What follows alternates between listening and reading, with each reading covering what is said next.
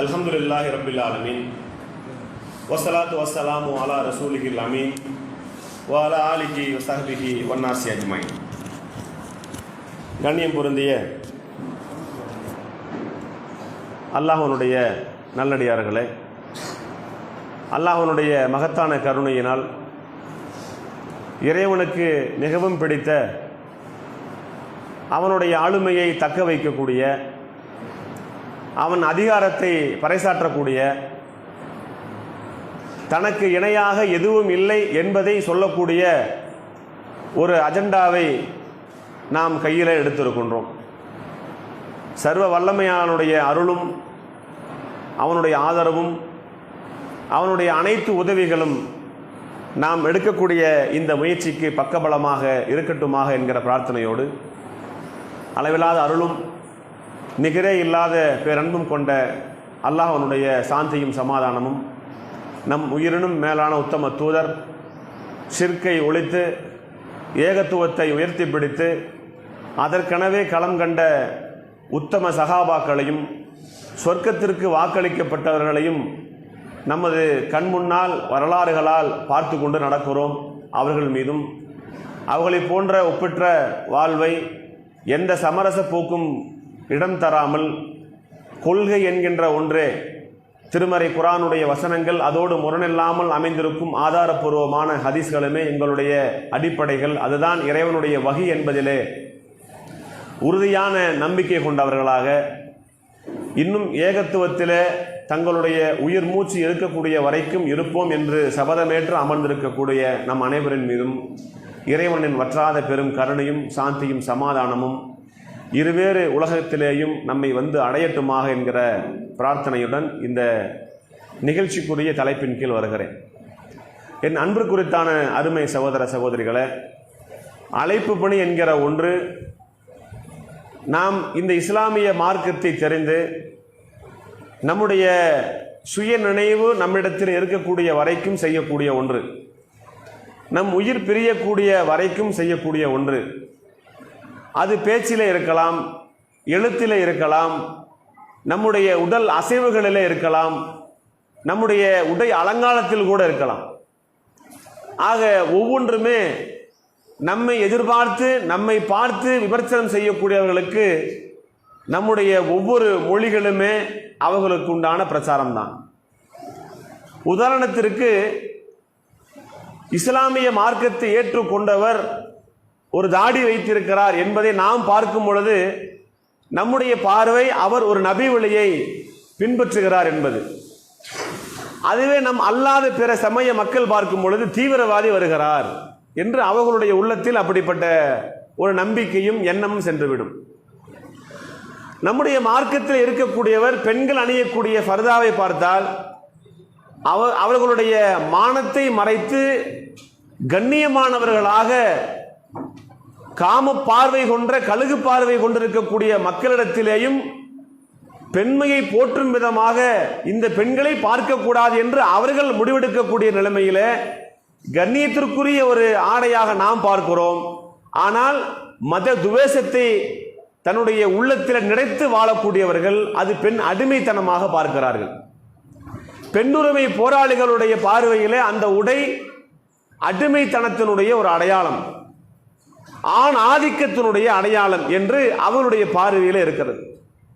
இப்படி நம்முடைய ஒவ்வொன்றுமே தாவாவுடைய வழிகள்.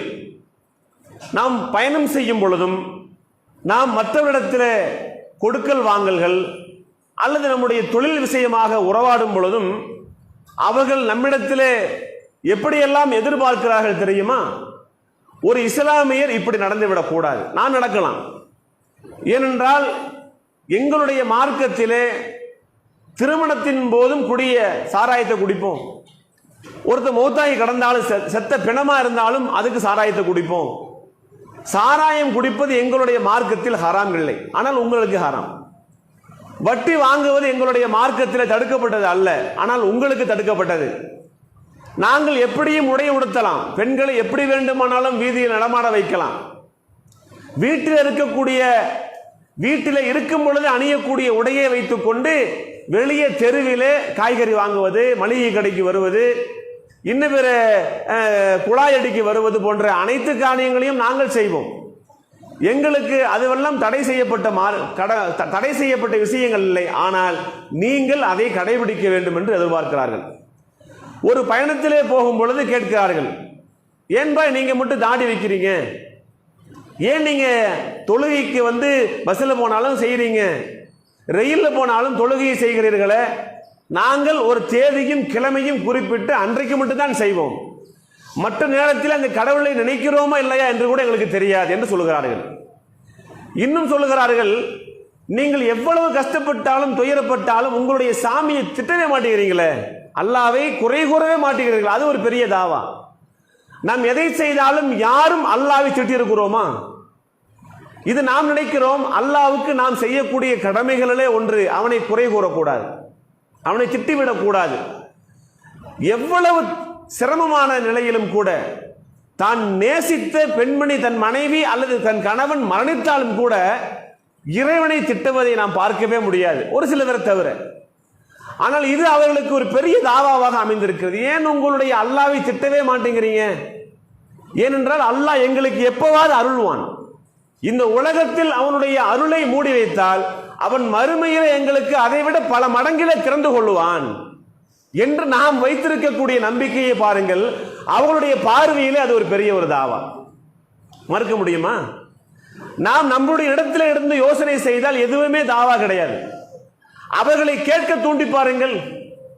அவர்களிடத்திலே வியாபாரம் செய்யக்கூடிய ஒருவர் வட்டியின் பக்கம் சென்றால், வட்டியை பற்றி பேசினால், நீங்கள் வட்டியின் பக்கம் மார்க்கம் சொல்லுவதை முதலில் சொல்லுவதை விட இந்த உலகம் அதனால் இழந்ததை, அதனால் பாதித்தை சொல்லு பாருங்கள். நாம் வாங்கக்கூடிய மளிகை கடையிலே வாங்கக்கூடிய 10 ரூபாய் பெருமானம் இருக்கக்கூடிய ஒரு பிஸ்கட் பாக்கெட், அது அவ்வளவு பெருமானம் உரியதா? இல்ல. அந்த 10 ரூபாய் அவன் மதிப்பிடக்கூடிய 10 ரூபாய் என்கிற ஒரு பொருள் வட்டி என்கிற ஒன்றை கழித்து விட்டால் அதனுடைய பொருள் 7 ரூபாயா தான் இருக்கும். ஆக அவன் கட்டக்கூடிய அனைத்து வட்டியையும் சேர்த்துத்தான் நம்முடைய தலையிலே கட்டுகிறான் என்பது ஊரறிந்த உண்மை.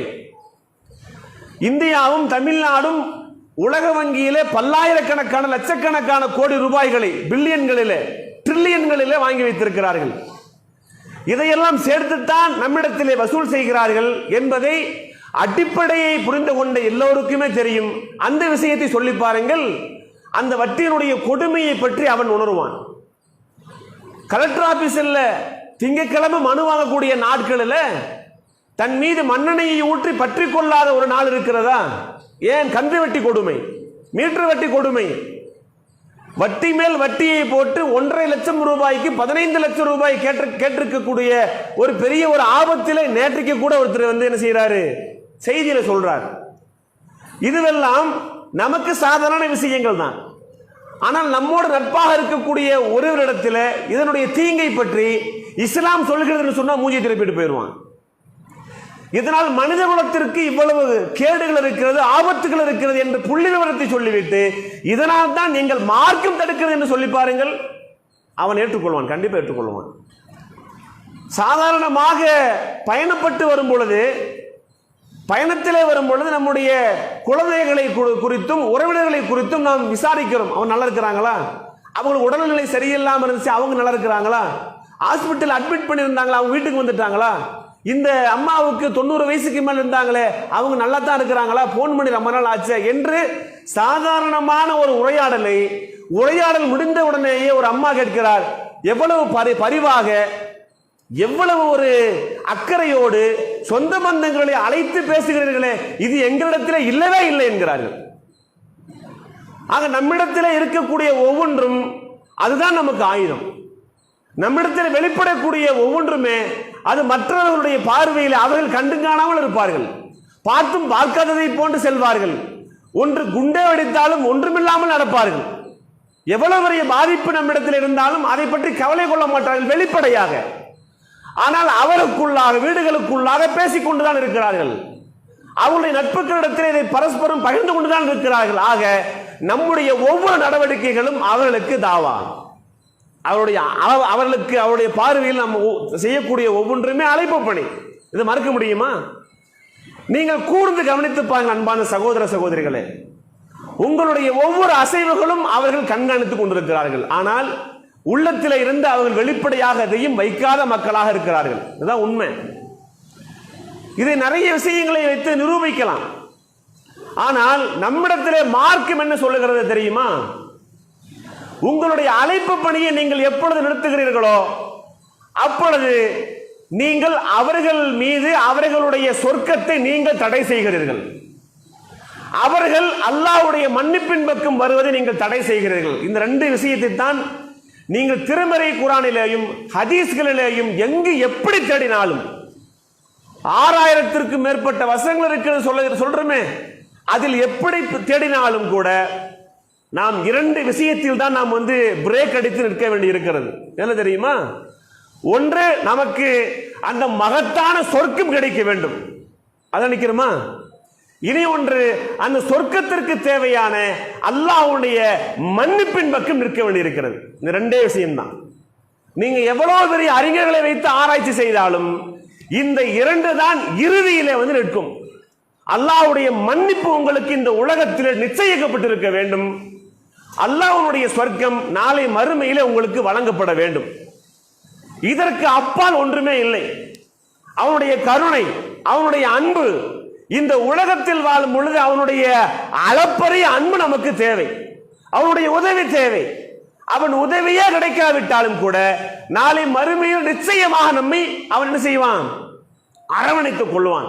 சாதாரணமாக நாம் கேட்கக்கூடிய பிரார்த்தனையை பற்றி அல்லாஹ்வுடைய தூதர் என்ன சொல்லி இருக்கிறார்கள்? நீங்கள் அவசரப்படாத வரைக்கும் அல்லாஹ் தன்னுடைய அருளை நிறுத்தப் போவது இல்லை. நீங்கள் நான் கேட்டு விட்டேன், நான் பார்த்து விட்டேன், இறைவன் எனக்கு தரமாட்டானா என்று சொல்லாத வரைக்கும் உங்களுடைய பிரார்த்தனை அங்கீகரிக்கப்பட்டு கொண்டிருக்கிறது. இறைவனைய தூதர் சொல்லுகிறார்கள், நீங்கள் கவலை கொண்டதற்காக, உங்களுடைய கால்களிலே ஒரு முள் தைத்ததற்காக வேண்டியெல்லாம் அந்த சிரமத்தை அனுபவித்தீர்கள் என்பதற்காக, அப்படிப்பட்ட கஷ்டத்தை அனுபவித்தீர்கள் என்பதற்காக அல்லாஹ் உங்களுடைய தீமைகளை மன்னிக்காமல் இல்லை. அதே போன்று நாம் வைக்கக்கூடிய பிரார்த்தனையை அல்லாஹ் அங்கீகரிப்பான், அதையே தருவான், அல்லது உங்களுக்கு தெரியாமல் அதைவிட சிறந்ததை தருவான். ஒன்றும் நடக்கவில்லையா? எந்த கவலையும் வேண்டாம், உங்களுடைய மறுமை பேங்கிலே அல்லாஹ் போட்டு விடுவான். மறுமையிலே அதனுடைய இந்த உலகத்தில் கிடைப்பதை விட, இந்த உலகத்தில் கிடைப்பதை விட மறுமையிலே கிடைப்பதை எண்ணி பாருங்கள். மறுமையிலே நீங்கள் பயன்படுத்தக்கூடிய ஒரு சாட்டையின் அளவு இருக்கக்கூடிய இடம் கூட இந்த ஒட்டுமொத்த உலகத்தை விட சிறந்தது. இது வேண்டுமா, அது வேண்டுமா? அப்ப உலகத்தில் நமக்கு கிடைக்காவிட்டாலும் பரவாயில்லை, மறுமையிலே அதற்குரிய கூலியை ஈடாக்கி பார்க்கும் பொழுது இந்த உலகத்தையே கொடுத்தாலும் நாம் வைத்திருக்கக்கூடிய சாட்டையின் அளவு இடத்தை கூட இந்த உலகத்தால் நிரப்பவே முடியாது. அப்ப அல்லாஹ் நமக்கு எடுத்து வைத்திருக்கின்றான் என்பதில் நம்பிக்கை கொள்கிறோம் இல்லையா? அதை போன்று பாருங்கள், அல்லாஹ் ஒரு வசனத்தின் மூலமாக ஒரு சட்டத்தை சொல்லுகிறான். என்ன சொல்லுகிறான்? நீங்கள் மக்களை நோக்கி அழையுங்கள். அந்த அழைப்பு என்பது உங்களிலே யாரெல்லாம் செய்கிறீர்களோ அவர்கள் வெற்றியாளர்கள். அந்த அழைப்பை யார் செய்யவில்லையோ அவர்கள் எதிர்மறை, அதாவது தோல்வியாளர், தோல்வி அடைந்தவர்கள். இதில் நம்பிக்கை கொண்டவர்கள், மார்க்கத்திலே உள்ளவர்கள் இல்லாத எந்த பாகுபாடும் இல்லை. கூடுதலாக அறிந்தவர்களுக்கு கூடுதலாக பொறுப்பு இருக்கிறது. ஆக வழக்கமாக எல்லா உரைகளிலேயும் எல்லா சொற்பொழிவுகளிலேயும் இதை கேள்விப்பட்டிருப்போம். அல்லாஹ் சொல்கிறான், வல்தகும் மின்கும் உம்மத்துன் யதுஊன இலல் கைரி வயக்முரூன பில் மஅரூஃப் வயன்ஹவுன அனில் முன்கர் உலாயிக ஹுமுல் முஃப்லிஹூன். நீங்கள் வெற்றியாளர்கள். எப்படி வெற்றியாளர்களாக முடியும்? நீங்கள் உங்களிலே ஒரு கூட்டத்தார் இருக்கிறார்கள், அந்த கூட்டம் வெற்றியாளர்கள். எந்த கூட்டம்? அந்த கூட்டத்தினர்கள் நன்மையை ஏவுவார்கள். நன்மை என்று சொன்னால் ஒரு பெரிய பட்டியலை தர முடியும். அவர்கள் நன்மையின் பக்கம் அழைப்பார்கள். அது ரெண்டு விஷயம், நன்மையை ஏவுவார்கள், நன்மையின் பக்கம் அழைப்பார்கள். அதன் பிறகு தீமையை தடுப்பார்கள். இந்த விஷயத்தை பொத்தாம்பதுவாக அல்லாஹ் சொல்லவில்லை. விவரமறிந்தவர்கள் தீமை என்று சொன்னால் அதிலே ஆக பெரிய தீமையை முதலில் தடுப்பார். அப்படித்தானே? நம்ம வீட்டில் ஒரு பாம்பு பூந்துருச்சு, பாம்பு பூந்த செய்தி வருது, அத்தா எறும்பு புத்துல எறும்பு வந்துருச்சு அப்படின்னு ரெண்டாவது சொல்றான். எதை அடிப்போம்? முதல்ல எந்த தீமை பெருசுங்க? ஒரு அணை உடைந்து ஊரே மூழ்க போகிறது அப்படி வச்சுக்குவோம். ஒரு வாய்க்கால்ல சாக்கடை மூட்டில் வந்துருச்சு, எதுங்க பெரிய தீமை? அப்ப இருப்பதில் எது பெருசோ அதை தடுப்பதிலே முனைப்பு காட்டுவோம், அப்படித்தானே? அதே போன்று நன்மையை ஏவுவீர்கள். நன்மையை எது பெரிய நன்மை? அல்லாஹ்வுடைய அந்த சட்டம், இறைவனுடைய ஆளுமையை இந்த உலகத்தில் நிலைநிறுத்துவதற்கு எது ஒரு நன்மையாக இருக்கிறதோ அது பெரிய நன்மை. லா இலாஹ இல்லல்லாஹ். அவனுடைய ஆளுமையை, அவனுடைய தன்மையை மக்கள் மத்தியிலே சொல்லி அவனை ஏற்றுக்கொள்ள சொல்வது நன்மையிலே பெருசு, அப்படித்தானே? நாம் விளங்கிய வரைக்கும் அப்படித்தானே? அப்ப தீமை என்றால் அது அந்த இறைவனுக்கு எவன் இணை வைக்கிறானோ, அந்த இறைவனை நம்பியதாக யார் இணை வைப்பும் ஈமானும் கலந்து இருக்கிறானோ அவனை நாம் கிளியர் செய்ய வேண்டும். அவனிடத்திலே அவனை தஸ்கியத்து செய்ய வேண்டும், அவனை தூய்மைப்படுத்த வேண்டும். இது தீமையிலே மிகப்பெரிய தீமை, இது நன்மையிலே மிகப்பெரிய நன்மை. ஆக வணக்கத்திற்கு உரியவன் இறைவனை தவிர வேறு யாரும் இல்லை என்று மக்களை நம்ப வைத்து அதன்பால் அழைப்பது பெரிய நன்மை. இறைவனை வணங்குவதோடு அவனிடத்திலே கேட்பதை போன்று, அவனிடத்திலே எதிர்பார்ப்பதை போன்று மக்கள் செய்வார்கள், மனிதர்கள் செய்வார்கள், அவுலியாக்கள் செய்வார்கள், ஆலமரம் செய்யும், இயற்கை சக்திகள் செய்யும் என்று நம்பினால் அந்த தீமை நம்மிடத்திலிருந்து களையப்பட வேண்டிய தீமை. இந்த விளக்கம் தான் பெரும்பாலான அறிஞர்கள் நமக்கு கற்றுத்தந்தது, அதுதான் ஏற்புடையது கூட. அப்ப இறைவனும் சொல்லுகிறான், இனி ஒரு சட்டத்தின் மூலம் சொல்லுகிறான், இது ஒரு வசனத்தின் மூலம் சொல்லுகிறான், நீங்கள் கைர உம்மத்தின் உஹ்ரிஜத்தில் நாஸ், மனித வர்க்கத்திலே தோற்றுவிக்கப்பட்ட சமுதாயத்திலே நீங்கள் தான் சிறந்தவர்கள். ஏன்? அதே சொல்றான் அல்லாஹ், வயஅமுருன பில் மஅரூஃப் வயன்ஹவுன அனில் முன்கர் என்று சொல்லிக்கிட்டு வத்துக்குமினூன பில்லாஹ், நீங்கள் அல்லாஹ்வை நம்புகிறீர்கள், நன்மையை ஏவுவான், நன்மையின் பக்கம் அழைப்பார்கள், தீமையை தடுப்பார்கள். இன்னும் ஒரு பாயிண்ட் எக்ஸ்ட்ரா சொல்றான், நீங்கள் ஏன் சிறந்தவர்கள் தெரியுமா? இதையெல்லாம் செய்யும் பொழுது உலகத்தில் நன்மை கிடைக்கும், அல்லாஹ்விடத்தில் நன்மை கிடைக்கும், அதே போல மக்களுடைய அடி உரை கிடைக்கும், அவருடைய விமர்சனம் கிடைக்கும், அவர்களுடைய அவதூறு கிடைக்கும். நம்மை தரக்குறைவாக விமர்சனம் செய்து தெருவிலே தலை காட்ட முடியாத அளவிலே நம்மை அவதூறு சொல்வார்கள், புறம் சொல்வார்கள், கோல் சொல்வார்கள், எல்லாம் நடக்கும். இதையெல்லாம் நம்பி இதற்கெல்லாம் சர்வ வல்லமையாளன் அல்லாஹ்வே எங்களுக்கு கூலி தருவான் என்கிற நம்பிக்கையிலே தொடர்ந்து இறைவன் மீது நம்பிக்கை வைத்தவர்கள் தான், இறைவன் மீது நம்பிக்கை வைக்கக்கூடிய நம்மை போன்றவர்கள் தான் கைர உம்மத்தின் உஹ்ரிஜத்தில் நாஸ். மனித வர்க்கத்திற்காக வேண்டி படைக்கப்பட்ட தோற்றுவிக்கப்பட்ட சமுதாயத்தில் இவர்கள் சிறந்தவர்கள். முதல் வசனத்தில் இவர்கள் வெற்றியாளர்கள் என்று சொல்றான், நாம் தான் சிறந்த சமுதாயம் என்று சொல்கிறான். அந்த சமுதாயம் சிறந்தவர்களாக நாம் இருப்பதற்கு என்ன தகுதியை வளர்த்துக் கொள்ள வேண்டும்? நம்மிடத்தில் அழைப்பு பணி இருக்க வேண்டும். அதான் மேட்டர். அல்லாஹ் சொல்கிறான், அல்லாஹ் உங்களை எதற்கு அழைக்கிறான் தெரியுமா? உலாயிக்க யதுஊன இலன்னார், சைத்தான்கள் உங்களை நரகத்திற்கு அழைக்கிறார்கள். ஆனால் அல்லாஹ் எதற்கு தெரியுமா அழைக்கிறான்? உலாயிக்க, இறைவன் அழைக்கிறான், மஅஃபிரத்தி, உங்களுடைய மன்னிப்பிற்கும், ஒல் ஜன்னா, ஜன்னத்திற்கும் உங்களை அழைக்கிறான். நம்ம முன்னாடி சொல்லணும்ல, இதுதான் ரெண்டு தான் நிற்கும், ரெண்டு தான் நிற்கும். அல்லாஹ் சொல்லுகிறான். அது எந்த சட்டத்தின் மூலமாக சொல்லுகிறான் என்றால், சூரத்துல் பக்ராவுடைய 221வது வசனத்திற்கு மேல படிச்சு பார்த்தானா திருமணம் சம்பந்தமான ஒரு சட்டத்தை அல்லாஹ் சொல்லுவான். இணை வைத்து வணங்கக்கூடியவர்கள் அவர்கள் ஈமான் கொள்ளும் வரை நீங்கள் மணமுடிக்காதீர்கள். ஆணுக்கும் பெண்ணுக்கும் சேர்த்து அந்த சட்டத்தை சொல்லிக்கிட்டு இறுதியில அவர்கள் உங்களை கவர்ந்த போதிலும் சரிதான், ஆண்களை பெண்கள் கவர்ந்தாலும் பெண்களை ஆண்கள் கவர்ந்தாலும் அந்த கவர்ச்சி முக்கியம் அல்ல. ஏனென்றால் அவன் இணை வைத்து வணங்கக்கூடியவன். இணை வைத்து வணங்கக்கூடியவனை நீங்கள் திருமணம் செய்யாதீர்கள். ஆணுக்கும் பெண்ணுக்கும் சேர்த்து சட்டம். அவர்கள் உங்களை கவர்ந்த போதிலும் சரிதான். அதைவிட ஈமான் கொண்டுள்ள அடிமை சிறந்தவன், அடிமை சிறந்தவன். இறுதியில் தான் அல்லாஹ் சொல்றான், உலாயிக்க யதுஊன இலன்னார், அவர்கள் உங்களை நரகத்தின் பக்கம் அழைக்கிறார்கள். இலல் ஜன்னதி வல் மஅஃபிரதி பிஇذنஹி, அல்லாஹ் சொர்க்கத்தின் பக்கமும் மன்னிப்பின் பக்கமும் உங்களை அழைக்கிறான். அப்ப அந்த ரெண்டும் வேணும் சொன்னா நாம் என்ன செய்யணும்? இணை வைப்பவனுக்கு, இணை வைத்து வணங்கக்கூடியவனுக்கு இஸ்லாமிய அடிப்படையில் திருமண சட்டத்தில் சொல்றோம், திருமணம் செய்வதாக இருந்தாலே நீங்க உள்ள வந்தாகணும். இது எதை உணர்த்துகிறது? பேசிக்காக, அடிப்படையாக அவனிடத்தில் நீங்கள் அழைப்பு பணி செய்து மார்க்கத்தை சொல்லி உண்மையில் முஸ்லீமா இருக்கிறவனுக்கு கொடுக்கிறியா, தர்காவாதியா, கபரு முட்டியாக ஜண்டாக்களை வைத்துக் கொண்டு வழிபாடு செய்யக்கூடியவனுக்கு ஒரு பிள்ளையை கொடுக்கிறியா? இந்த சம்பந்தப்பட்ட விஷயமா இருக்கிறது. மூசா அலைஹிஸ்ஸலாத்து வஸலாம் அவர்கள் அந்த சமூகம் அழிக்கப்படுவதற்கு முன்னால் அல்லாஹ்விடத்திலே என்ன முறையிடுகிறாரு? அழைப்பு பண்ணி எத்தனை வருஷம் செஞ்சிருக்கிறார் அவரு? சொல்லுங்களேன். எத்தனை வருடம் நூஹ் நபி அவர்கள் அழைப்பு பண்ணி செஞ்சாரு? 950. அழைப்பு பண்ணி மட்டும்தானே, மொத்த வாழ்க்கையும் கிடையாதுல்ல. அப்ப 950 ஆண்டு காலம் அழைப்பு படி செய்தவர் நம்ம ஒரு 95 நிமிடம் செஞ்சிருப்போமா? ஒரு மாசத்துக்கு, ஒரு வாரத்துக்கு? கஷ்டம்தான். அவனுக்கு அவர் அவர் அவர் நபி, நம்மளாம் மனுஷன் அப்படின்னு சொல்லி ஒரு காரணமெல்லாம் சொல்லுவோம். இருந்தாலும் இறைவனுடைய திருப்தியை பெறுவதற்காக அவன் சொன்ன விஷயத்தை செய்தாரா இல்லையா? எப்படி ஒரு 95 கோடி பேர் அவருக்கு பின்னாடி வந்துட்டாங்களா? 95 லட்சம் வந்திருப்பாங்களா? 95,000, 950 பேர் ஏதோ வந்திருப்பாங்களா? இல்லை.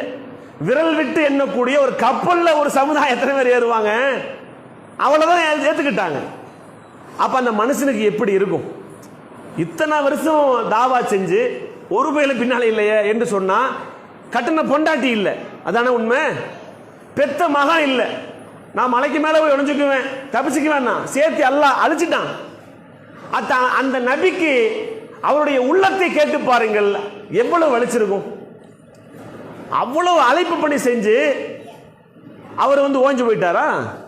இல்ல. சொன்னாரு, அல்லாஹ்வே என் சமுதாயம் இப்படி இருக்கு, நான் இவ்வளவு அழைப்பு பண்ணி செஞ்சுட்டேன், என் சமுதாயம் இப்படி இருக்கு, நான் எப்படி எல்லாம் செஞ்சேன் தெரியுமா? அது விவரிக்கிறார்.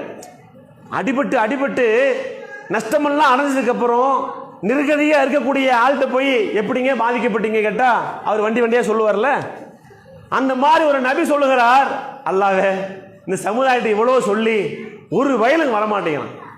நான் அழைப்பு பணி செய்ய போனேன். எப்பெல்லாம் போனேன்? நான் அவரிடத்தில் பகிரங்கமாக போய் பிரச்சாரம் செஞ்சேன். இந்த மாதிரி பகிரங்கமாக அல்லாஹ்வை ஏற்றுக்கொள்ளுங்கள், எல்லா நபிமார்களும் சொன்னாங்க, வஅபுதுல்லாஹ வலா துஸ்ரிகு பிஹி ஷைஆ, நீங்கள் அல்லாஹ்வை மட்டும் வணங்குங்கள், அவனோடு யாரையும் எதனையும் இணையாக்காதீர்கள் என்று சொன்னாங்கல்ல. இதை சொன்ன அல்லாஹ், நீ சொன்ன மாதிரி நடக்க சொன்னேன், யாரும் கேட்கல, பகிரங்கமாக சென்றேன், ரகசியமா போனேன். இந்த மாதிரி மார்க்கம் இருக்கு, அல்லாஹ் சொல்றான், 4 பேத்துக்கு முன்னாடி சொன்னா தானே ஏத்துக்க மாட்டேன், ஈகோ. நான் எவ்வளவு பெரிய ஆளு, எங்கிட்ட சொல்றான், அடிமைகள் இருக்கிறாங்க, ஏழைகள் இருக்கிறாங்க, அறிவில் குறைந்தவர்கள் இருக்கிறார்கள், என்னிடத்துல சபையில சொல்லலாமா என்று நம்மள இருக்கும்ல, அந்த மாதிரி. அப்ப என்ன செய்யறாரு? ரகசியமா, அப்பா அந்த மாதிரி இருக்கு, ஏத்துக்க, மனசுல வச்சு தொலை என்றெல்லாம் ரகசியமாக பிரச்சாரம் செய்தேன், வெளிப்படையாக பகிரங்கமாக பிரச்சாரம் செய்தேன்.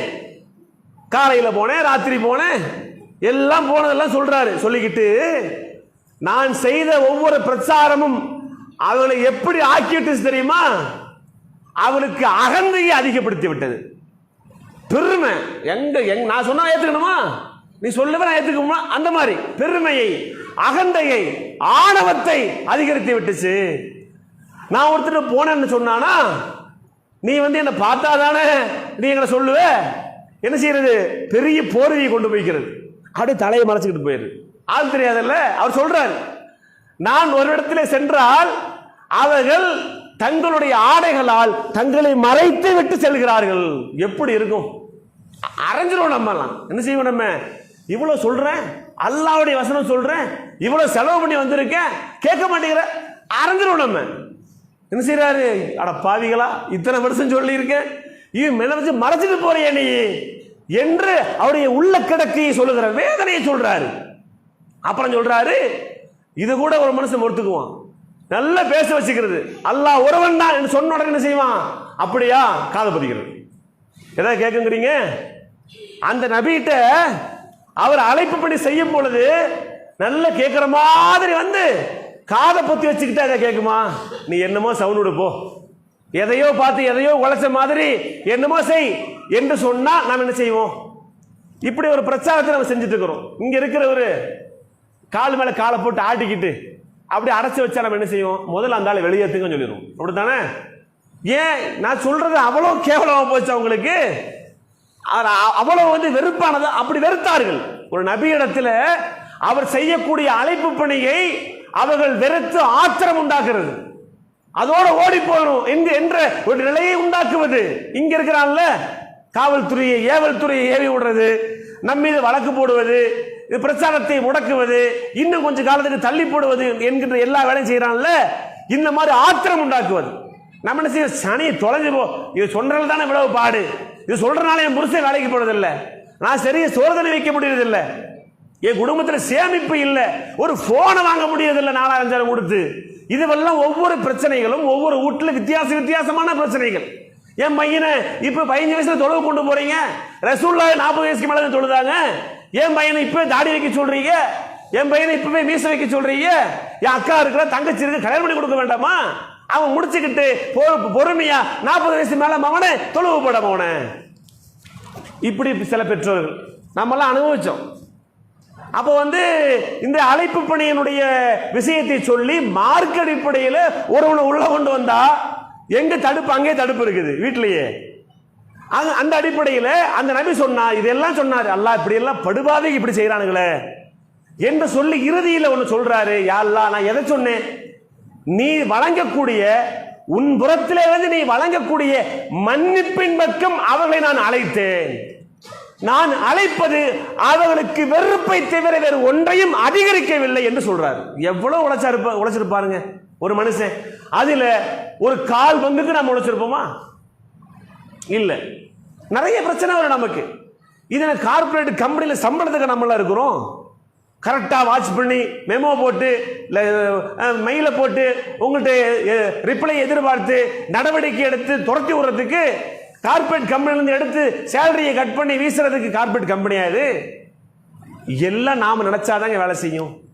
ஏன் ஒருத்தர் வந்து ஊக்குவிக்கிறோம், ஒருத்தர் தூண்டி விடுறோம், ஏன் இந்த செயல்கள் நடத்துறோம்னு சொன்னானா அப்பவா நம்ம செய்ய மாட்டோமா என்ற ஒரு நப்பாசை தான். இது உங்களை கட்டுப்படுத்த முடியுமா? நாம கட்டுப்படுத்த முடியுமா? செய்துட்டு தான் சாப்பிடணும்னு சொன்னா ஒரு சொல்லுவீங்களா? தூக்கி வீசிக்கிட்டு முதல்ல சோத்து தின்னு செய்யறேன்னு சொல்லிட்டு போயிருவீங்க. அப்ப யாரும் கட்டுப்படுத்துவதற்கு அல்ல. இந்த கட்டுப்பாடும் இப்படிப்பட்ட நிகழ்வும் உங்களுக்கு நன்மையை தருகிறது. அல்லாஹ்வுடைய நேசராக நீங்கள் மாறி போய் விடுவீர்கள் என்பதற்குத்தான். அல்லாஹ்வுடைய தூதர் எவ்வளவு பெரிய ஆளு, அவரை விட ஒரு ஈக்குவலாக மனுஷன் நம்ம யாரை வைக்க முடியுமா? அது சொல்றேன், உதாரணத்துக்கு சொல்றேன். நிறைய சிறந்த இறை தூதர்கள் இறையடியார்கள் இருந்தாலும் கூட நாம் வந்து அந்த ஒரு மாமனிதர் எப்படி பார்க்கிறோம்? அவருக்கு குடும்பம் இருந்துச்சா இல்லையா? இருந்துச்சு. அது என்ன நினைக்கலாம், என் அத்தா வந்து தூதர் தானே, நான் வந்து ஒண்ணுமே செய்யாம சொர்க்கத்துக்கு போயிரும் நினைச்சாங்களா? ஃபாத்திமா ரலியல்லாஹு அவங்க நினைக்க விடல. அல்லாஹ்வுடைய தூதர் என் மருமக அல்லாஹ்வுடைய தூதர் தானே, என் தெருக்காரரு, என் குடும்பத்தாரு, என் குளத்தில் இருக்கக்கூடிய ஹாசிம் கிளையனுடைய ஒருத்தர் தானே அல்லாஹ்வுடைய தூதர், இவரை வச்சுட்டு நான் சொர்க்கத்துக்கு போயிடலான்னு யாரையும் அல்லாஹ்வுடைய தூதர் நினைக்க விடல. அவர்களுக்கு இருக்கக்கூடிய பிரச்சனைகளை பற்றி சொல்லிக்கிட்டு அல்லாஹ்வுடைய தூதர் அந்த மக்களை தன்னுடைய வகையினுடைய பிற்பாடு முதல் அழைப்பாக குடும்பத்தார்களை அழைக்கிறார். என்னுடைய குடும்பத்தார்களே, இதோ இந்த இடத்திலே ஒன்று கூடுங்கள். யா சபா, ஓ உங்களுக்கு ஒரு ஆபத்து வந்திருக்கிறது என்று நான் சொன்னால் ஏற்றுக்கொள்வீர்களா? ஏற்றுக்கொள்வோம். நம்ம பாலிய பாடமா படிச்சது இதெல்லாம், இந்த ஹதீஸ். ஏற்றுக்கொள்வோம். எதிரிகள் உங்களை அடிக்க வருகிறார்கள், உங்களை ஒழிக்க வருகிறார்கள் என்று இந்த முஹம்மது சொன்னால் ஏற்றுக்கொள்வீர்களா? கண்டிப்பாக. ஏன்? நீங்கள் நாணயம் மிக்கவர், அல் அமீன். நீங்கள் உண்மையை தவிர பொய் பேசி நாங்கள் அறியாதவர்கள், நீங்கள் அஸ்ஸாதிக். இப்படிப்பட்ட ஒரு மனிதர், எங்களுக்குள் பிணக்குகள், எங்களுக்குள் பிரச்சனைகள் ஏற்பட்டால் அதை தீர்ப்பதற்கு உங்களை தவிர வேறு தீர்வில்லை என்று நாங்கள் நம்புகிறோம். அதனால் உங்கள் கூட்டில் எப்பொழுதும் உண்மைதான் இருக்கும், பொய் இருக்கவே இருக்காது. அப்படி என்றால் நீங்கள் ஒன்றை சொல்லிக் கொள்ளுங்கள், நீங்கள் உங்களை தற்காத்துக் கொள்ளுங்கள். உங்களுடைய ஏவிடத்தில் நீங்கள் நரகத்தை விட்டு நீங்கள் தற்காத்துக் கொள்ளுங்கள். வஅபுதுல்லாஹ வலா துஷ்ரிகு பிஹி ஷைஆ.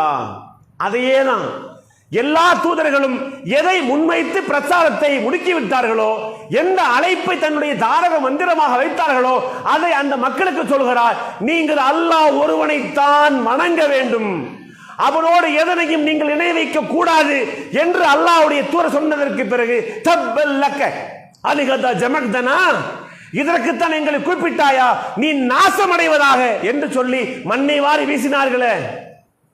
குடும்பத்தார்கள் எந்த தூதருடைய கூட்டிலே போய் இருக்காது என்று நம்பினார்களோ, அவர்கள் நம்பிய முகம்மதின் மீது எந்த களங்கமும் எந்த விதமான நாணய குறைபாடும் அமானித மோசடியும் பொய்யும் புரட்டும் அவதூறும் வன்னெஞ்சமும் கோபமும் யாரிடத்தில் இருக்காது, இவர் சொன்னால் உண்மை இருக்கும் என்று யார் நம்பினார்களோ அவர்கள் அல்லாஹ்வுடைய தூதர் சொன்ன மாத்திரத்திலே ஏன் அவர்களால் புறந்தள்ள முடிந்தது, ஏன் அவர்களால் மறுதளிக்க முடிந்தது என்று சொன்னால் அது ஈகோ.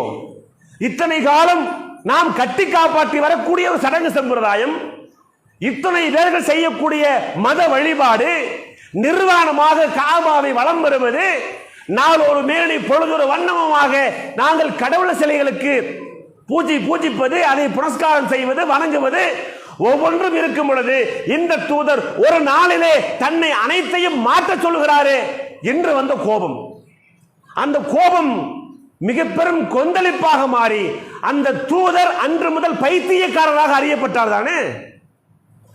சொல்லுங்க, அப்படித்தானே? இவர் லூசுன்னு சொன்னாங்க. இவர் ஒரு கவிஞரிடத்திலிருந்து காப்பிடித்து வரப்பட்ட ஒன்றுதான் இந்த குர்ஆன் என்று சொன்னார்கள். ஏதோ இவர் எங்களுடைய புத்தியை எங்களுடைய முகமது சொல்லுகிறேன், உங்களுடைய ஒவ்வொன்றையும் தூய்மைப்படுத்திக் கொள்ளுங்கள், உங்களுடைய அல்லாஹ்வை மட்டுமே நீங்கள் வணங்கிக் கொள்ளுங்கள், இல்லை என்று சொன்னால் அல்லாஹ்வின் புறத்திலே இருந்து உங்களுக்கு வரக்கூடிய வேதனையை என்னால் தடுத்துக் கொள்ள முடியாது. இந்த முஹம்மது உங்களுடைய குலத்திலே கோத்திரத்திலே பிறந்தவனாக இருக்கலாம், ஆனால் இந்த முஹம்மதினால் உங்களுக்கு வரக்கூடிய வேதனையை தடுத்து நிறுத்த முடியாது. சொன்னவர் யார்? அல்லாஹ்வுடைய தூதர் நபிகள் நாயகம் ஸல்லல்லாஹு அலைஹி வஸல்லம் அவர்கள் சொல்லுகிறார். அப்பாஸ் இப்னு அப்துல் முத்தலிப், யா ஃபாத்திமா பின்த் முஹம்மத், யா சஃபியத் அம்மத் முஹம்மத், எல்லாத்தையும் அழைக்கிறார். ஃபாத்திமா பின்த் முஹம்மத், என்னுடைய அருமை மகள் ஃபாத்திமாவே. யாரை பார்த்து அழைக்கிறார்கள்? அல்லாஹ்வுடைய தூதர். இந்த மார்க்கத்திலே சூனத்தினுடைய தலைவியாக இறை தூதர் அவர்களுடைய மகள், அவர்கள் எடுத்துக்காட்டாக பேசப்பட்ட ஒருவர், சொர்க்கத்திற்கு வாக்களிக்கப்பட்டவர், அவரை பார்த்து அல்லாஹ்வுடைய தூதர் சொல்கிறார்கள், லா உகினி அன்கி மினல்லாஹி ஷைஆ சலீனி மா சிஅதி மின் மாலி. என்னுடைய அருமை மகள் ஃபாத்திமாவே, அல்லாஹ்வுடைய தூதர் சொல்லும் பொழுது அவருடைய என்னுடைய ஈரக்குலைனா அவ்வளவு அன்பையும் பாசத்தையும் பரிவையும் நேசத்தையும் ஊட்டி ஊட்டி வளர்த்த மகள், அந்த மகளை பார்த்து அல்லாஹ்வுடைய தூதர் சொல்கிறார், இந்த உலகத்திலே சலீனி மா சிஅதி மின் மாலி, இந்த உலகத்தினுடைய மால், இந்த உலகத்தினுடைய ஆசாபாசம், இதனுடைய பொருளாதாரம், இதனுடைய அனைத்து உங்களுக்கு விருப்பத்திற்குரிய அனைத்தும் நீ எதை வேண்டுமானாலும் கேள், இந்த உலகத்திலே உங்களுக்கு அதை தருவதற்கு இந்த முஹம்மது சக்தி படைத்தவன். ஆனால் உங்களுடைய மறுமை வாழ்க்கையிலே உங்களுடைய வாழ்க்கையை தொலைத்து இஸ்லாமை விட்டு வெளியேறி அல்லது இஸ்லாத்தில் இருந்து கொண்டு இணை வைத்து அது இஸ்லாத்தில் இருந்து கொண்டு பித்அத் செய்து இறைவனுடைய கோபத்திற்குரிய மக்களாக நீங்கள் மரணித்து ஒரு கால் அல்லாஹ்வுடைய வேதனை உங்கள் மீது உறுதிப்படுத்தும் என்று சொன்னால் இந்த முஹம்மதால் அது உங்க வாப்பாவா இருக்கலாம், உங்களை காப்பாற்ற முடியாது. அதையே சொன்னாங்க, என் மாமி சஃபியாவே, அப்துல் முத்தலிஃபினுடைய மகன் அப்பாஸ் அவர்களே, யாராக இருந்தாலும் சரிதான், என் குடும்பம், என்னுடைய குட்டி, என்னுடைய உறவினர் என்பதற்காக என்னுடைய கடமையெல்லாம் வமா அலைனா இல்லல் பலாவுல் முபீன், இந்த சத்திய மார்க்கத்தை உங்களுக்கு முன்னால் மிக தெளிவாக எடுத்துச் சொல்வதை தவிர வேறு ஒன்றுமே இல்லை. அல்லாஹ்வுடைய தூதர் அழுத்தம் திருத்தமாக சொன்னார்கள். யார் எதிரே நிற்பது என்பதை பார்க்கவில்லை. எந்த உறவு, எந்த சொந்தம், எவ்வளவு பெரிய லாபம், எவ்வளவு பெரிய வியாபாரம், எவ்வளவு பெரிய உறவுகள், அண்டை வீடு எல்லாம் பார்க்கல. எனக்கு முன்னால் நீ அல்லாஹ்வுடைய அடியானா, அல்லாஹ்வுடைய இறை நேசனா அல்லது சைத்தானுடைய தோழனா, ரெண்டு தான் வச்சாங்க. நீ வணக்கத்திற்குரியவனாக அல்லாஹ்வை ஏற்றுக்கொள்கிறாயா, இல்லை இணை வைத்து வணங்கி முஸ்லிக்காக மன்னித்து போய் விரும்புகிறாயா, ரெண்டு தான் வச்சாங்க அல்லாஹ்வுடைய தூதர். பாருங்கள், அழைப்பு பணியினுடைய வீரியம் அந்த ஒட்டுமொத்த குடும்பத்தையும் ஒரு அனைவரையும் இஸ்லாமிய மார்க்கத்திலே மிகச்சிறந்த எடுத்துக்காட்டுகளாக அல்லாஹ் மாற்றினானா இல்லையா? இந்த மாற்றத்தை நம்மால் கொண்டு வர முடியாதா? கண்டிப்பாக முடியும். இறை தூதர் நபிகள் நாயகம் ஸல்லல்லாஹு அலைஹி வஸல்லம் அவர்கள் நஜ்ஜாசி என்கிற ஒரு மன்னனிடத்திலே அபிசீனியாவிற்கு ஒரு தூதுக்குழு அனுப்புறாங்களா இல்லையா? தூதுக்குழு என்பதை விட அடைக்கலம் தேடி புறப்பட்ட அகதிகள், அப்படித்தானே? அந்த அகதிகள் என்று சொல்லக்கூடிய 2 பேர் போறான். அங்க ஒப்பந்தம் நடக்குது. நிறைய பரிசு பொருட்கள் கொடுக்கப்படுகிறது. அதிகாரிகள் ஆழ்வாரிடத்திலே சமரசம் செய்து வைக்கப்படுகிறது. இறுதியிலே நஜ்ஜாசி மன்னனிடத்திலே முன்னால் நின்று கொண்டு அவர் விசாரிக்கப்படும் பொழுது ஜாபிர் பின் அபி தாலிப் சொல்கிறார், மன்னரே, நஜ்ஜாசி அவர்களே, எங்களுடைய இறை தூதர் அவர்கள் எந்த ஒன்றையும் மறைத்து வெளிப்படையாக சொல்லியிருக்கிறார்களே தவிர எந்த மார்க்கத்தையும் மறைத்து ஒளித்து நடித்து பிறந்து பேச எங்களுக்கு கற்றுத்தரவில்லை. அல்லாஹ்வுடைய தூதர் சொல்கிறார், அல்லாஹ் ஒருவனைத்தான் வணங்க வேண்டும் என்று சொல்கிறார். நாங்கள் வணங்கி கொண்டிருக்கக்கூடிய எண்ணிலடங்காத கணக்கில் அடங்காத சிலைகள், வரைபடங்கள், பூஜிக்கக்கூடிய ஒவ்வொன்றும் இது இயற்கை சக்திகள் ஒவ்வொன்றையும் அது வணங்கக்கூடாத ஒன்று என்று சொல்கிறார். நாங்கள் செத்த பிணத்தை தின்று கொண்டிருந்தோம், ஆடு மாடுகள் ஒட்டகங்களை, இதை தின்கக்கூடாது என்று சொல்கிறார். எங்களுடைய குடும்ப உறுப்பினர்களோடு நெருங்கி பழகு, நெருங்கி வாழு, உறவுகளை வெட்டி விடாது என்று சொல்லுகிறார். அனாதைகளை ஆதரிக்க சொல்லுகிறார். ஏழைகளோடு ஏழைகளாக தோல் கொடுக்க சொல்லுகிறார். விதவைகளுக்கு மறுவாழ்வு கொடுக்க சொல்லுகிறார். பொய் பேசாதே என்று சொல்லுகிறார். அவதூறு பரப்பாதே என்று சொல்லுகிறார். எங்களுடைய ஒருவருடைய உரிமையை ஒருவர் பறிக்க கூடாது என்று சொல்லுகிறார். என்னுடைய தலைமைத்துவத்தை, என்னுடைய தூதத்துவத்தை ஏற்றுக்கொள் என்று சொல்லுகிறார். எங்களுக்கு திருமறை குர்ஆன் என்று ஒன்று இருக்கிறது, அது அல்லாஹ்வுடைய வேதம், அல்லாஹ்வுடைய வசனம், அதை பின்பற்று என்று எங்களுடைய தூதர் சொல்கிறார். இது எங்களுக்கு நாங்கள் எப்படி ஏற்றுக்கொள்ளாமல் இருக்க முடியும்? எங்களை மூடர்களாக்கக்கூடிய, எங்களை வழிகர்களாக்கக்கூடிய பிளதெய்வ கொள்கை கோட்பாடுகளை உடைத்தருகிறார். எங்களுக்கு இருக்கக்கூடிய மேற்குடி மக்கள், கீழ்த்தர மக்கள், அடிமைகள், ஆண்டாள் என்கிற பாகுபாட்டை நீக்குகிறார். எங்களுடைய வெள்ளை கருப்பு என்கிற ஒவ்வொன்றையும் நிற வேறுபாடை, இன வேறுபாடை, மொழி வேறுபாடை இல்லை என்று சொல்லுகிறார். எங்களிடத்திலே அஜமிகள் வேறு, அரபிகள் வேறு என்றில்லாமல் எல்லோரும் அல்லாஹ்வுடைய அடிமைகள் என்று சொல்லுகிறார். சமரசத்தை, எங்கள் மத்தியில் இருக்கக்கூடிய தீண்டாமையை ஒழித்து சமரசத்தை சொல்லக்கூடிய தூதராக இருக்கிறார் என்று அவர் அல்லாஹ்வுடைய தூதர் போதித்த ஒவ்வொன்றையும் எதிரில் இருக்கக்கூடியவர் ஒரு நஜ்ஜாசி மன்னர், ஒரு கிறிஸ்தவ மதத்தை சார்ந்திருக்கக்கூடியவர். எந்த அதிகாரத்தை பயன்படுத்தியும் எங்களை மக்காவுக்கு வழி அனுப்புவதற்கும் அவரால் முடியும். சொந்த நாட்டிலே அகதிகளாக குடியிருக்க வைக்கவும் அவரால் முடியும். அதிகாரத்தை வைத்திருக்கக்கூடியவர்களிடத்திலே குறைந்து பேசாமல், நடிக்காமல், பொய் சொல்லாமல் இருப்பதை இருக்கின்ற மாதிரி அந்த மன்னரத்திலே நெஞ்சை நிமிர்த்தி அழைப்பு பணி செய்தாரே ஜாஃபர் பின் அபி தாலிப் அவர்கள். அப்படிப்பட்ட உளத்தின்மை நமக்கு வேண்டும். அந்த குழுவிலே பெண்களும் சென்றார்கள். அந்த பெண்களுடைய உள தூய்மை நமக்கு வேண்டும். எந்த இறை தூதர் அவர்கள் ஹிரா குகையில இருந்து என்னை போற்றுங்கள் என்று சொல்லி வரும் பொழுது அல்லாஹ்வுடைய தூதராக அல்லாஹ் உங்களை ஏற்றுக்கொண்டதற்கு பிறகு இறைவனுடைய தூதரே, என் அன்பு கணவரே முஹம்மதே, நீங்கள் பயப்படாதீர்கள், உங்களுக்கு ஒன்றும் ஆகிவிடாது. ஏனென்றால் ஏழைகளை, அனாதைகளை ஆதரிக்கிறீர்கள், வறியவர்களுக்கு உதவுகிறீர்கள், மற்றவருடைய கஷ்டத்தை, துன்பத்தை உங்களுடைய துன்பமாக கருதுகிறீர்கள். எந்த அமானிதத்தையும் நீங்கள் வீண் செய்தது இல்லை, எந்த அமானிதத்தையும் பால்விடுத்தியது இல்லை, வாக்குறுதிகளை சரியான முறை நிறைவேற்றுகிறீர்கள். நீங்கள் யாருக்கு பயப்பட வேண்டும்? அல்லாஹ்வுடைய தூதரே என்று தன்னுடைய ஆதரவை ஒரு பெண்மணியாக இருந்து கொண்டு இறை தூதர் அவர்கள் எவ்வளவு பெண்களை திருமணம் செய்தாலும் கதீஜா அவர்களை எல்லா பெண்களிடத்திலேயும் உயர்வாக கூறுவாரே. அந்த பெண்களினுடைய தியாகம், அவருடைய அர்ப்பணிப்பு, இந்த அழைப்பு பணியோடு அல்லாஹ்வுடைய தூதரோடு தூதராக நின்றார்களே, அந்த அர்ப்பணிப்பும் கடமையும் தான் பெண்கள் நமக்கு செய்யக்கூடிய அழைப்பு பணியினுடைய உச்சம். அவருக்கு உணவு கொண்டு போய் கொடுப்பது, ஹிரா குகை போன்று தௌர் குகையிலே அடைக்கலம் பெற்ற பொழுது அவளுக்கு எத்தனை அஸ்மாக்கள் மூலமாக அல்லாஹ்வுடைய உதவியோடு அவளுக்கு அல்லாஹ் அப்படிப்பட்ட அழைப்பு பணியினுடைய அந்த வெற்றியை உறுதி செய்வதற்காக அவர் உழைத்திருக்கிறார்கள், சிரமப்பட்டிருக்கிறார்கள். இரவோடு இரவாக உணவை கொண்டு போய் சென்று கொண்டு இரண்டு கச்சைகளுக்கு மத்தியிலே அந்த உணவு பட்டலை தூக்கி கொண்டு அந்த அஸ்மாக்கள் செஞ்சிருக்கிறாங்களா இல்லையா? எத்தனை அஸ்மாக்களை நாம் இந்த சமுதாயத்தில் பார்க்க முடிகிறது? எத்தனை உம்மு சுலைம்களை இந்த சமுதாயத்தில் பார்க்க முடிகிறது? எனக்கு நான் தேர்ந்தெடுக்கக்கூடிய கணவன், நான் என்னுடைய வாழ்க்கை துணைவராக லைஃப் பார்ட்னராக நான் தேர்ந்தெடுக்கக்கூடிய ஒரு கணவன் எப்படி இருக்க வேண்டும் என்று ஒரு பெண்மணியினுடைய சுதந்திரத்திற்கு விட்டார்கள் அல்லாஹ்வுடைய தூதர். உம்மு சுலைமை அபூ தல்ஹா அவர்கள் பெண் கேட்டு அனுப்புகிறார்கள். இதே சொல்றோம், ஒரு குடும்ப வாழ்க்கை அல்லாமல் இந்த மார்க்கத்தை நிலைநிறுத்தக்கூடிய ஒரு அர்ப்பணிப்பான விஷயத்திலே தான் எப்படிப்பட்ட முடிவை எடுக்க வேண்டும் என்று பெண்ணிடத்தில் அல்லாஹ்வுடைய தூதர் உரிமையை கொடுக்கிறார்கள். அந்த உரிமையை எப்படி பயன்படுத்துகிறார் என்று பாருங்கள். ஏற்கனவே கணவனை இழந்த ஒரு பெண்மணி உம்மு சுலைம் அவர்கள், அந்த உம்மு சுலைமினுடைய நிலைமையை பார்த்து மதீனாவிலே அபூ தல்ஹா அவர்கள் பெண் கேட்டு அனுப்புகிறார்கள்.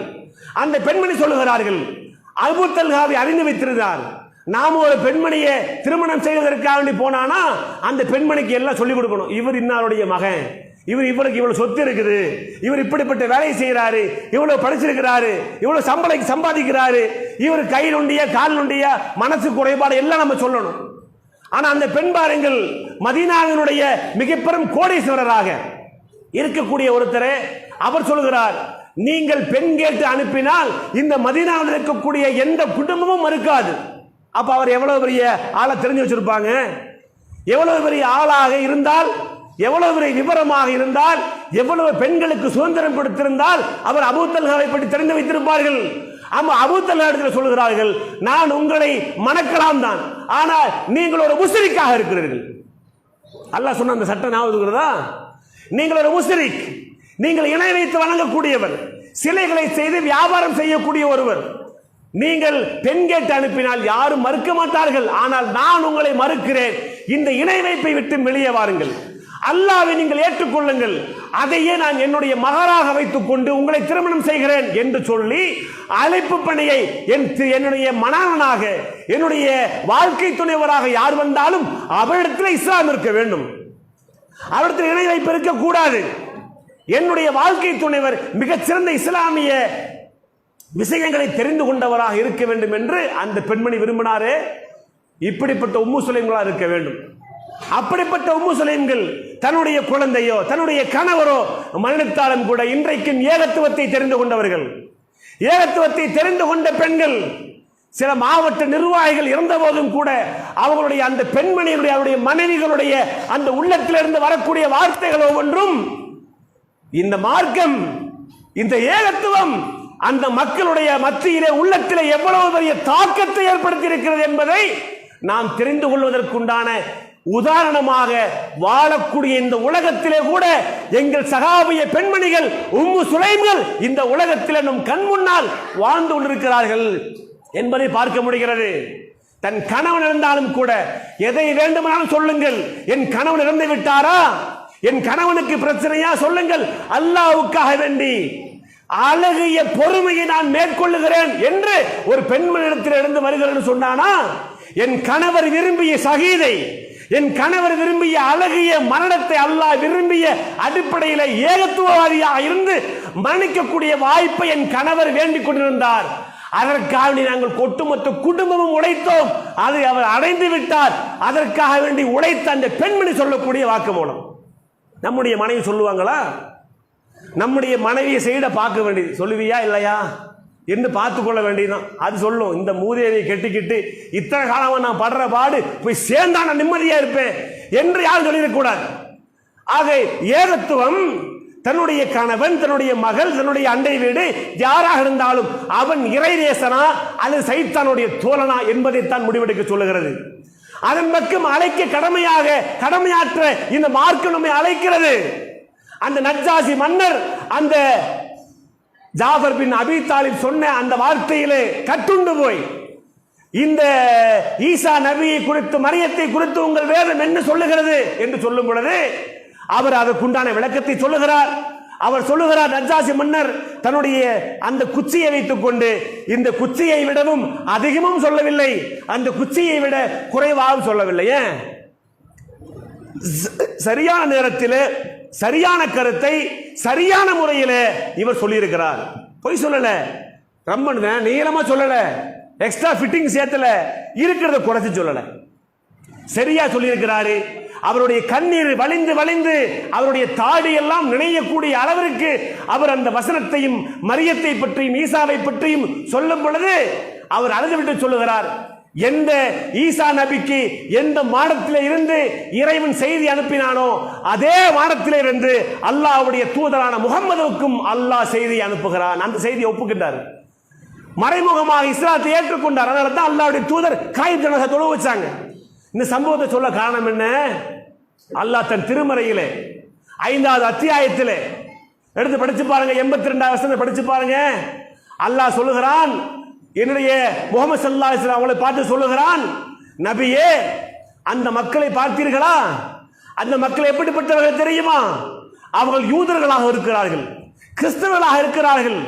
இந்த உலகத்திலே நீங்கள் சிலை வணங்கிகளாகவும் யூதர்களாகவும் யாரை பார்க்கிறீர்களோ அவர்கள் உங்களிடத்திலே மார்க்கத்தில் மிக கடுமையானவர்களாக இருப்பார்கள். அல்லாஹ் சொல்லக்கூடிய வசனம் அந்த காலகட்டத்தில் சொல்லியிருக்கிறான். யார் கிறிஸ்தவர்களாக இருக்கிறார்களோ அவர்கள் உங்களை நேசிக்கக்கூடியவர்களாக இருப்பதை பார்ப்பீர்கள். யாரை வச்சு சொன்ன அல்லாஹ்? நஜ்ஜாசி போன்றவர்கள் அந்த காலகட்டத்தில் இருந்தனால அல்லாஹ் அது நஜ்ஜாசியை போன்ற மக்களை கருத்தில் வைத்துக் கொண்டு சொன்னார், இவர்கள் இந்த மார்க்கத்தினுடைய உண்மை தன்மை அறிந்த காரணத்தினால் தன்னுடைய கண்களிலே கண்ணீரை வலிப்பதை நீங்கள் பார்ப்பீர்கள். உண்மையாரிசா? இந்த மார்க்கத்தினுடைய ஒவ்வொரு வசனத்தை சொல்லும் பொழுதும் அது அந்த மக்களுடைய உள்ளத்தை தைத்த காரணத்தினால் அந்த மார்க்கத்தை நாங்கள் இந்த கொள்கையை இந்த மார்க்கத்தை ஏற்றுக்கொண்டோம், சாட்சி சொல்வர்களோடு சேர்ந்து எங்களையும் அல்லாஹ் பதிவு செய்ய வேண்டும் என்று அவர்கள் விரும்புவார்கள். ஏன் தெரியுமா? அவர்கள் ஆணவம் கொள்ள மாட்டார்கள், அவர்கள் அகந்தை கொள்ள மாட்டார்கள். சத்திய மார்க்கம் இதுதான் என்று தங்களுக்கு தெளிவான பிறகு அதிலே தப்பிலே இந்த மார்க்கத்தின் நஜ்ஜாசி மன்னனுடைய விஷயத்தில் நடந்தது. அது இன்றைக்கும் அல்ல என்றைக்கும் நடக்கும். நாம் ஒரு சிறந்த அழைப்பாளனாக இருந்தால் இந்த மார்க்கத்தை கொண்டு அந்த மக்களுக்கு வழிநடத்துவதற்குண்டான அந்த பாதையை நீங்கள் தேர்ந்தெடுங்கள். இன்றைக்கும் நஜ்ஜாசி மன்னரை போன்று நம்மை சுற்றியும் எவ்வளவோ ஏகப்பட்ட நஜ்ஜாசிகள் உலா வருகிறார்கள், ஏகப்பட்ட சிலை வணங்கிகள் யூதர்கள் வருகிறார்கள். அவளுக்கு இந்த மார்க்கத்தை சொல்லுவோம். இருக்கக்கூடிய மார்க்கத்தில் இருக்கக்கூடிய தவறான நம்பிக்கையை இருக்கக்கூடிய முஸ்லிம்களை சரியான கொள்கையை சொல்லி அவர்களை தூய்மைப்படுத்துவோம். அல்லாஹ்வுடைய அருள்மிக்க அடியார்களாக நாம் அனைவரையும் அல்லாஹ் ஆக்கில் புரிவானாக. இந்த அழைப்பு பணியை எப்பொழுது மூட்டை கட்டி சும்மா வைக்கிறோமோ அதில் தெரிந்து கொள்ளுங்கள், இந்த ஏகத்துவத்தை விட்டு வெளியேறி விடுவோம், அல்லாஹ்வுடைய அருளை விட்டு வெளியேறி விடுவோம், இந்த மார்க்கத்தில் நிலைநிறுத்தக்கூடிய கடமையை விட்டு வெளியேறி விடுவோம். ஆரம்பத்தில் சொன்னதை போன்று நாம் சிறந்த சமுதாயம் என்கிற தகுதி இழந்து விடுவோம், அல்லாஹ் சொன்ன வெற்றியாளர் என்கிற தகுதி இழந்து விடுவோம். அதை மீட்டெடுப்பதற்காக இன்றைக்கு சிறுக்கு ஒழிப்பு மாநாட்டிற்கு பிறகு இந்த மாவட்டத்தின் மூலமாக சிறுக்குண்டான எதிராக இருக்கக்கூடிய அந்த பிரச்சாரத்தை கையில் எடுத்திருக்கிறோம். நம்முடைய பேச்சின் வழியாக, எழுத்தின் வழியாக, அசைவுகள் வழியாக நம்முடைய என்னென்ன சக்திகள் நமக்கு தெரியுமோ அறிவாற்றல் மூலமாக, கல்வியின் மூலமாக எதையெல்லாம் செய்ய முடியுமோ அதையெல்லாம் அல்லாஹ்வுக்காக இதோ நான் செய்கிறேன் இறைவா, நூஹ் அலைஹிஸ்ஸலாத்து வஸ்ஸலாம் போன்று மக்களை அழைக்கிறேன், அல்லாஹ்வுடைய மன்னிப்புக்கு வாருங்கள், அவருடைய சொர்க்கத்திற்கு வாருங்கள் என்று மக்களை அழைப்பதற்கு களங்கான புறப்படுகிறேன். அல்லாஹ் அந்த பாதையிலே எங்களுக்கு உதவி செய், உன்னுடைய அருளை இறக்கு, உன்னுடைய பாதுகாப்பை கொடு, உன்னுடைய உதவியை கொடு, காவிர்களுக்கு எதிராக எங்களுக்கு உதவி செய் என்கிற பிரார்த்தனையோடு கலந்து செல்வோமாக. அல்லாஹ் நம் அனைவருக்கும் அப்படிப்பட்ட தௌஃபீக்கை, அப்படிப்பட்ட நல்வாய்ப்பை தந்து இந்த மார்க்கம் இருக்கக்கூடிய நிலையிலேயே மரணிப்பதற்கும் நமக்கு வாய்ப்பை வழங்குவானாக என்று கேட்டுக்கொண்டு அல்லாஹ்விடத்தில் பிரார்த்தித்தவனாக அமர்கிறேன். வாஹிர் தவான் ரபில் ஆலமீன். கொஞ்சம் 10 நிமிஷம் எக்ஸ்ட்ரா எடுத்துக்கிட்டோம், அதனால பொறுத்துக்கிறேங்க. அஸ்ஸலாமு அலைக்கும். அஸ்ஸலாமு அலைக்கும் வரஹ்மத்துல்லாஹ். முடிவு வரை சகோதரர் சுலைமான் அவர்கள் பேசுவார். நன்றி.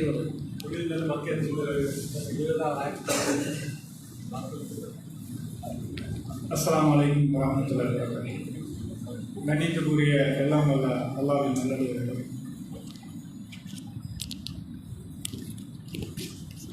இந்த உறுப்பினர் இந்த மாவட்டத்தினோட அழைப்பை ஏற்று வருகை தந்த அனைத்து செயல் வீரர்களுக்கும் செயல் வீராங்கனைகளுக்கும் எங்களுடைய மனமார்ந்த நன்றியை தெரிவித்துக் கொள்கிறோம். அல்லாஹ்வுடைய தூதர் ஸல்லல்லாஹு அலைஹி வஸல்லம் சொல்கிறாங்க, மனிதனுக்கு நன்றி செலுத்தாதவர் அல்லாஹ்வுக்கு நன்றி செலுத்தவர் ஆக மாட்டார் என்று சொல்கிறாங்க. அந்த அடிப்படையில் உள்ளபூர்வமாக மனமார்ந்த நன்றியை தெரிவித்துக் கொள்கிறோம். ஏனென்று சொன்னால் ஞாயிற்றுக்கிழமை தோறும் பல வேலைகள் இருக்கும். அன்று ஒரு நாள் தான் விடுமுறை. அதையெல்லாம் கவனத்தில் கொள்ளாமல் இந்த அழைப்பு பணியை ஏற்று இந்த எசிற்கு என்ற ஒரு கொடிய ஒரு விஷயத்தை ஒழிக்க வேண்டும் என்ற உயர்ந்த நோக்கத்துக்காக வந்து அமர்ந்து கொண்டு பசி இதுன்னு பாருங்கள், பசி நேரம், இப்போ உணவு நேரம் இருக்கக்கூடிய நேரம் கூட பார்க்காமல் அமர்ந்து பொறுமையோடு இருந்த அனைத்து சகோதர சகோதரர்களும் மனமார்ந்த நன்றியை தெரிவித்துக்கிறோம். அஸ்ஸலாமு அலைக்கும் வரஹ்மத்துல்லாஹி வபரகாத்துஹு. நபிகள் நாயகம் ஒவ்வொரு சபை கலையும் போதும் ஒரு துவாவை சொல்லியிருக்கிறாங்க. அந்த துவாவை சொல்லியவனும் சபையை கலையும். சுபானக்கல்லாஹும்ம வபிஹம்திக அஷ்ஹது அல்லா இலாஹ இல்லா அன்த. இந்த ஷிர்கு ஒழிப்பு மாநாடு, ஷிர்கு ஒழிப்பை பற்றி அஜெண்டா எடுத்துக்கிறோம். அந்த அடிப்படையில் தொடர்ச்சியாக வந்து பாலக்கோடு கிளையில் ஒரு நாள் தர்பியா வந்து வச்சுருக்கிறாங்க, காலையிலிருந்து மத்தியானம் வரைக்கும். இன்ஷா அல்லாஹ் சகோதரர் சொன்னது அனைத்து கிளை சகோதரர்களும் சகோதரிகளும் வந்து ஒத்துழைப்பு தாருங்கள் என்று ஒரு கோரிக்கை வச்சுருக்காரு. அதோடு வந்து ஒரு முக்கியமான மாவட்ட சார்பாக அந்த கிளை நிர்வாகிகள் தாயிக்கள் எல்லாருக்கும் ஒரு கோரிக்கை. இன்ஷா அல்லாஹ் நம்ம எடுத்திருக்கின்ற இந்த தொடர் பிரச்சாரத்துக்கு முழுமையாக உங்கள் நேரத்தையும் பொருளாதாரத்தையும் எல்லா வகையிலும் நீங்கள் மாவட்டத்துக்கு ஒத்துழைத்து கிளைகளும் நாம் சொல்லக்கூடிய அந்த பணிகளை துரிதமாக செயல்பட்டோம் என்று சொன்னால் இன்ஷா அல்லாஹ் நாம் எடுக்கக்கூடிய இந்த செயல்பாட்டில் ஒரு சகோதரர் பல பேருக்கு நம்ம தாவா செய்வோம். ஒருத்தர் இன்ஷா அல்லாஹ் ஏகத்துவத்திற்கு வந்துவிட்டார் என்று சொன்னால் அவ்வளவு நன்மைகள் வறுமையில் இன்ஷா அல்லாஹ் நமக்கு கிடைக்கும். அதை வந்து நினைவில் வைத்து இன்ஷா அல்லாஹ் இந்த தொடர் பிரச்சாரத்துக்கு ஒத்துழைக்குமாறு உங்களை அன்போடு கேட்டுக்கொள்கிறோம். அஸ்ஸலாமு அலைக்கும் வரஹ்மத்துல்லாஹி.